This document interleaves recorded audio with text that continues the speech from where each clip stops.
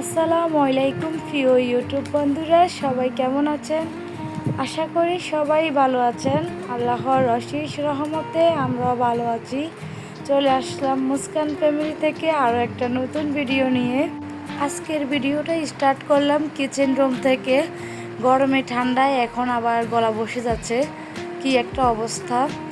দেখা যায় আমি সকাল সকাল উঠেই রান্না করি। ঘুম থেকে উঠি ধরেন 5টা বাজে।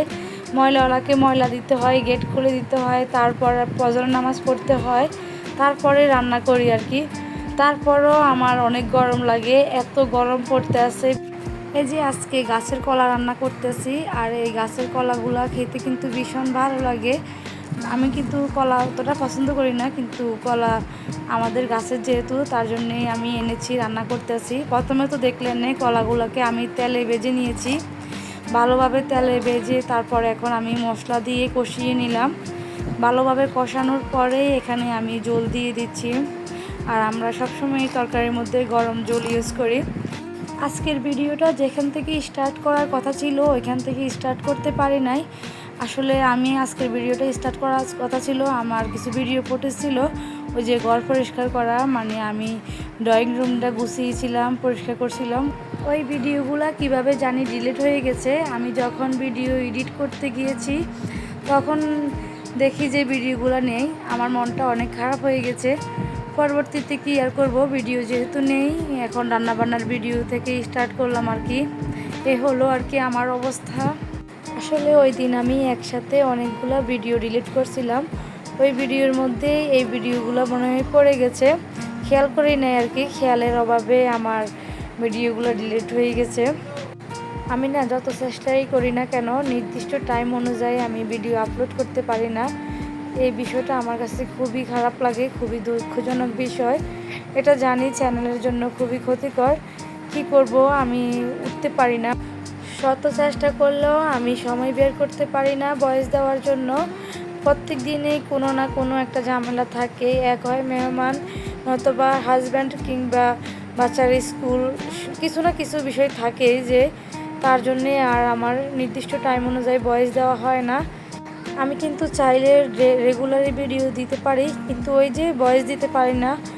ভিডিও ছাড়লে তো আর হবে না, ভয়েস দিতে হবে। ভয়েসের জন্য যে একটা সময় দরকার সেটাই আমার হয় না, নিরিবিলি একটা পরিবেশের দরকার, সেই পরিবেশটা আমি পাই না। দেখা যায় সকালে রান্না বান্না করে স্কুলে যাই, স্কুল থেকে আসলে আবার ওদেরকে ফ্রেশ করে খাবার খাওয়াই, 1 ঘন্টা ওদেরকে ঘুম পাড়াই, 1 ঘন্টার মধ্যে আবার হুজুর আসে, হুজুর যাওয়ার পরে ওদের মিস আসে পড়ানোর জন্য, মিস যাওয়ার পরে আবার নাস্তা করাও, সন্ধ্যার পর আবার পড়াইতে বসো। এমনটা হলো তাও চলে, পাকে পুকে একটু সময় বের করে দেখা যায় ভয়েস দেই। কিন্তু এমনটা তো আর হয় না, হয় কি, ওই যে হাজব্যান্ড আসে কিংবা মেহমান থাকে, এটা সেটা, এই জন্যে আর ভয়েস দিতে পারি না। নয়তোবা বাইরে বেরোতে হয়, বাজার করতে হয়, কত কি ঝামেলা, তার জন্যে আর নির্দিষ্ট টাইম অনুযায়ী আমি ভয়েস দিতে পারি না। আর সকালে রান্না বান্নাটা অনেক তাড়াহুড়োর মধ্যে হয়, আর আমার সকালটা মনে হয় একটা যুদ্ধজনক। সকালে উঠে রান্না করি, দেখা যায় রাতে গুছিয়ে রাখি, একদিকে রান্না করি, অন্যদিকে ওদেরকে ডেকে ডেকে উঠাই, তারপরে আবার ওদের জন্য নাস্তা রেডি করো, টিফিন আলাদা রেডি করো, সব কিছু মিলিয়ে আমার অনেক কষ্ট হয়ে যায়। এতো সকালে মা ছেলে মেয়ে সবাই মিলে নাস্তা করে ওদেরকে নিয়ে স্কুলে চলে গেছি। স্কুল থেকে আমরা সব সময় ধর্মসাগর পাড়ে চলে আসি, সব ভাবিরা মিলে একটু আড্ডা গল্প করি আর কি। এই সময়টায় বাসায় যাই না, আর আমার ভালো লাগে সবার সাথে আড্ডা গল্প করতে। আমরা একটু ভিতরের সাইডে গিয়ে বসি, এভাবে খোলামেলা জায়গায় বসি না। আর আমরা যেখানে বসি ওইখানে না অনেক বাতাস থাকে, সবার সাথে বসে আড্ডা দিতে না খুবই ভালো লাগে। আমার কাছে এই টাইমটাতে বাসায় যেতে একদমই ভালো লাগে না। আর এই পার্কটা আমার তো বরাবরের মতোই অনেক পছন্দের, তার জন্যই বেশি ভালো লাগে। আর আমরা তো এমনিতেই প্রকৃতি বাতাস সব কিছুই অনেক বেশি পছন্দের। আজকে আমরা যখন ধর্মসাগর পাড়ে বসে বসে আড্ডা দিচ্ছি, তখনই এই বাবিটা আমাদেরকে জোর করে ওনার বাসায় নিয়ে এসেছে। আর বাবির বাসা কিন্তু অনেক পরিপাটি, অনেক সুন্দর। আমরা সবাই এসে অনেকক্ষণ আড্ডা দিয়েছি বাবির বাসায়, ভালোই লাগলো। বাবি না অনেক শৌখিন, অনেক পরিপাটি, বাবির বাসায় এসে ভালোই লাগলো। আর বাবির গ্রামের বাড়ি হলো চুয়াডাঙ্গা। বাবির কাছ থেকে যখনই শুনতে পেলাম যে ওনার গ্রামের বাড়ি চুয়াডাঙ্গা, তখনই না আমার ওই যে লুবনার সংসার, লুবনা আপুর কথা মনে পড়ে গেল। আপুর বাড়ি সম্ভবত চুয়াডাঙ্গায়। এই তো বাবির বাসায় এসে বাবির পুরা বাসাটা আপনাদের সাথে একটু শেয়ার করে নিলাম। দেখেন বাবির দুটো ছোট মেয়ে আছে, তারপরও ভাবি কতটা পরিপাটি। আর সকালবেলায় গিয়েছিলাম বাবির বাসায়, তখন আমাদের বাচ্চাদের তো হলো মর্নিং ক্লাস, দেখা যায় ওই টাইমটাতে সব কিছু পরিপাটি থাকে না। বেডগুলো এখনও ভাবি গুছাই নাই, বলতেছে এখনও তো সব কিছু গুছাই নাই। সমস্যা নেই ভাবি, আমি এক পাশ ধরে ভিডিও করে নিচ্ছি, বেডগুলো না তো বা নাই করবো। বলতেছে না তাহলে আমি বেডগুলো গুছিয়ে দেই।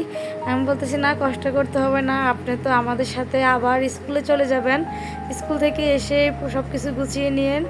পরে আমি 4-5টা ভিডিও করে নিলাম, ব্যালকনিতে চলে এসেছি। আর বাবির ব্যালকনি থেকে সামনের অংশটা অনেক সুন্দর।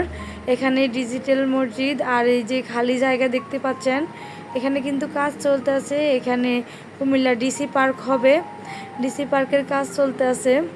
সব কিছু মিলিয়ে অনেক ভালো লাগলো, খোলামেলা বাসা, অনেক বাতাস, সবাই মিলে অনেক আড্ডা দিলাম। আড্ডা দেওয়ার ভিতরে বাবি নাস্তা পানির আয়োজন করে ফেলেছে। বাবির হাতের সিঙ্গারা, রোল, তারপর বাবি কিছু ফ্রুটস এগুলা দিয়েছে, সাথে কফিও ছিল, ওইগুলো আর ভিডিও করা হয় নাই।